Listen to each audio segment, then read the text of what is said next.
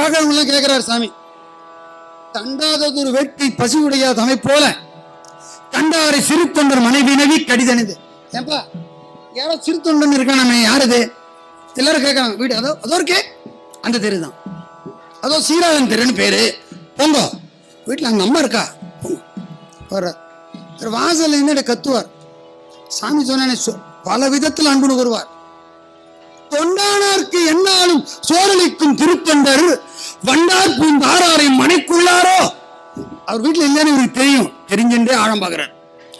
இந்த வீட்டுல சிறு தொண்டன் யாரோ இருப்பானாமே, அடியார் வந்தா சோறு போடுவானாமே, அடியான் வந்திருக்கேன் சோறு போடாம இருக்கானோ. இப்ப கவனிங்கோ, இந்த வீட்டுக்கு நாயகி திருவெண்காட்டம்மை, அவங்க சமயக்கட்டுல உள்ள வேலையா இருக்காங்க. முகப்புல இருந்து வீட்டு வேலை செய்யறவங்க ஒரு வேலைக்காரம்மா தாதியார், அதாவது வேலை செய்யறவங்க. அவங்க பேரு சந்தன தாதியார். பேரை சொன்னாலே மணக்குது பாருங்க, சந்தனம் அந்த அம்மா பேர்ல.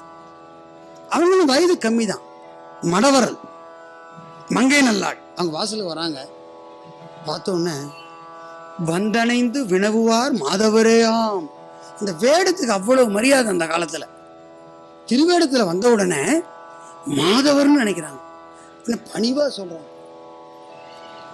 எந்த மாதிரி அமுது செய்விக்கு அவர் சென்றார் வெளியில, நீங்க வந்தா ரொம்ப மகிழ்ச்சி அடைவார், உள்ள வந்து உட்காருங்க, எங்க வீட்டு தலைவர் அவரு, நான் அந்த வீட்டுல வேலை செய்யற பணிப்பெண், நீங்க வந்தீங்கன்னா ரொம்ப மகிழ்ச்சி அடைவார். உடனே சாமி ஒரு சைவ நீதி புகற்றார். அந்த பொண்ணை பாக்குறார். அந்த வீட்டு நாயகர் இல்லைங்கிறது தெரிஞ்சு போச்சு, இவங்க வேலைக்கார அம்மாங்கிறது தெரிஞ்சு போச்சு, அப்ப வீட்டுக்கார அம்மா உள்ள இருக்காங்கிறது தெரிஞ்சு போச்சு. சாமிக்கு எல்லாம் சொல்றார். மடவரலை முகம் நோக்கி, மடவரல்னு சொன்னதுனால இளம் பெண்ணு தெரியுது. மாதரார் தாம் இருந்த இடவகையில் தனி புகுதோம். ஒரு சைவ நீதி. காரைக்கால் அம்மா வீட்டுக்கு மட்டும்தான் தனியா போவார், ஏன்னா அம்மா